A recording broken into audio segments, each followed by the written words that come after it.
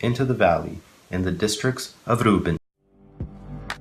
Downtown we let it go. Sunset high and a party slow. Blood rush in the haze glow. My hands to the bones. Man into the valley, in the districts of Reuben. There was much searching of heart. Why did you stay among the sheep pens, to hear the whistling for the flocks? In the district of Reuben there was much searching of heart. Gilead stayed beyond the Jordan, and Dan, why did he linger by the ships? Asher remained on the coast, and stayed in his coves. The people of Zebulun risked their very lives. So did Naphtali on the terraced fields. Kings came. They fought, the kings of Canaan fought. At Tanakh by the waters of Megiddo they took no plunder of silver. From the heavens the stars fought. From their courses they fought against Sisera. The river Kishon swept them away, the age-old river. The river Kishon, march on, my soul, be strong. Then thundered the horses. Hooves galloping, galloping, go his mighty steeds. Curse Meroz, said the angel of the Lord. Curse its people bitterly, because they did not come to help the Lord against the mighty. Most blessed of women be Jaleel, the wife of Heber the Kenite, most blessed of tent-dwelling women. He asked for water, and she gave him milk. In a bowl fit for noble, she brought him curdled milk. Her hand reached for the tent peg, her right hand for the workman's hammer. She struck Sisera, she crushed his head, she scattered and pierced his temple. At her feet he sank, he fell, there he lay. At her feet he sank, he fell where he sank. There he fell, dead. Through the window peered Sisera's mother. Behind the lattice she cried out, why is his chariot so long in coming? Why is the clatter of his chariots delayed? The wisest of her ladies answer her. Indeed, she keeps saying to herself, are they not finding and dividing the spoils? A woman or two for each man. Colorful garments as plunder for Sisera. Colorful garments embroidered. Highly embroidered garments for my neck. All this is as plunder. So may your enemies perish, Lord, but may all those who love you be like the sun. When it rises in its strength, then the land had peace for 40 years. Gideon. The Israelites did evil in the eyes of the Lord, and for 7 years he gave them into the hands of the Midianites. Because the powder of Midian was so oppressive, the Israelites prepared shelters for themselves in mountain clefts, caves, and strongholds. Whenever the Israelites planted their crops, the Midianites, Amalekites, and other eastern peoples invaded the country. They camped on the land and ruined the crops all the way to Gaza, and did not spare a living thing for Israel, neither sheep nor cattle nor donkeys. They came up with their livestock, with their tents like swarms of locusts. It was impossible to count them or their camels. They invaded the land to ravage it.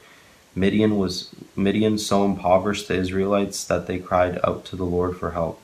When the Israelites cried out to the Lord because of Midian, he sent them a prophet who said, this is what the Lord, the God of Israel, says. I brought you up out of Egypt, out of the land of slavery. I rescued you from the hand of the Egyptians, and I delivered you from the hand of all your oppressors. I drove them out before you and gave you their land. I said to you, I am the Lord your God. Do not worship the gods of the Amorites in whose land you live, but you have not listened to me. The angel of the Lord came and sat down under the oak in Ophrah, and belonged to Joash the Abiezrite, where his son Gideon was threshing wheat in a winepress to keep it from the Midianites. When the angel of the Lord appeared to Gideon, he said, the Lord is with you, mighty warrior. Pardon me, my lord, Gideon replied, but if the Lord is with us, why has all this happened to us? Where are all his wonders that our ancestors told us about when they said, did not the Lord bring us up out of Egypt? But now the Lord has abandoned us and given us into the hand of Midian. The Lord turned to him and said, go in the strength you have and save Israel out of Midian's land. Am I not sending you? Pardon me, my lord, Gideon replied, but how can I save Israel? My clan is the weakest in Manasseh, and I am the least in my family. The Lord answered, I will be with you, and you will strike down all the Midianites, leaving none alive. Gideon replied, if now I have found favor in your eyes, give me a sign that it is really you talking to me. Please do not go away until I come back and bring my offering and set it before you. And the Lord said, I will wait until you return. Gideon went inside, prepared a young goat, and from an ephah of flour he made bread without yeast, putting the meat in a basket and its broth in a pot. He brought them out and offered them to under the oak. The angel of God said to him, Take the meat and the unleavened bread, place them on this rock, and pour out the broth. And Gideon did so. Then the angel of the Lord touched the meat and the unleavened bread with the tip of the staff that was in his hand. Fire flared from the rock, consuming the meat and the bread, and the angel of the Lord disappeared. When Gideon realized that it was the angel of the Lord, he exclaimed, Alas, sovereign Lord, I have seen the angel of the Lord face to face. But the Lord said to him, Peace, do not be afraid, you are not going to die. So Gideon built an altar to the Lord there, and he called it the Lord is Peace. To this day it stands in Ophrah of the Abiezrites. That same night the Lord said to him, Take the second bull from your father's herd, the one 7 years old, tear down your father's altar to Baal, and cut down the Asherah pole beside it. Then build a proper kind of altar to the Lord your God on the top of his height. Using the wood of Asherah pole that you cut down, offer the second bull as a burnt offering. So Gideon took of his servants and did as the Lord told him. But because he was afraid of his family and the townspeople, he did it at night rather than in the daytime. In the morning, when the people out of the town got up, there was Baal's altar demolished, with the Asherah pole beside it cut down, and the second bull sacrificed on the newly built altar. They asked each other, Who did this? When they carefully investigated, they were told, Gideon, son of Joash, did it. The people of the town demanded of Joash, Bring out your son, he must die, because he has broken down Baal's altar and cut down the Asherah pole beside it. But Joash replied to the hostile crowd around him, Are you going to plead Baal's cause? Are you trying to save him? Whoever fights for him shall be put to death by morning. If Baal is really a god, he can defend himself when someone breaks down his altar. So because Gideon broke down Baal's altar, they gave him the name Jerubbaal that day, saying, Let Baal contend with him. Now all the Midianites, Amalekites, and other eastern peoples joined forces and crossed over the Jordan and camped in the valley of Jezreel. Then the Spirit of the Lord came on Gideon, and he blew a trumpet, summoning the Abiezrites to follow him. He sent messengers throughout Manasseh, calling them to arms, and also into Asher, Zebulun, and Naphtali, so that they too went up to meet them. Gideon said to God, If you will save Israel by my hand as you have promised, look, I will place a wool fleece on the threshing floor. If there is dew only on the fleece, and all the ground is dry, then I will know that you will save Israel by my hand as you said.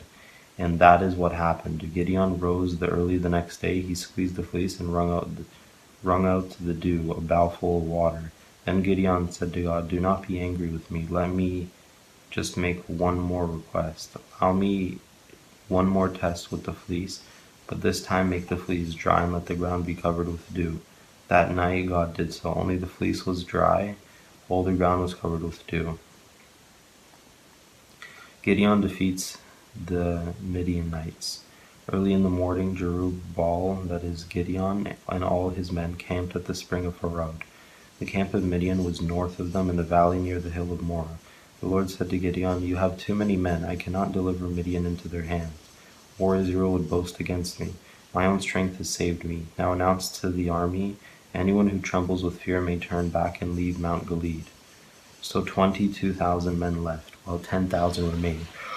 But the Lord said to Gideon, There are still too many men. Take them down to the water, and I will thin them out for you there. If I say this one shall go with you, he shall go. But if I say this one shall not go with you, he shall not go.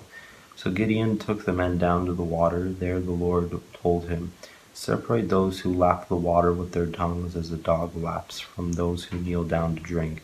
300 of them drank from cupped hands, lapping like dogs. All the rest got down on their knees to drink. The Lord said to Gideon, With the 300 men that lapped I will save you, and give the Midianites into your hands. Let all the others go home.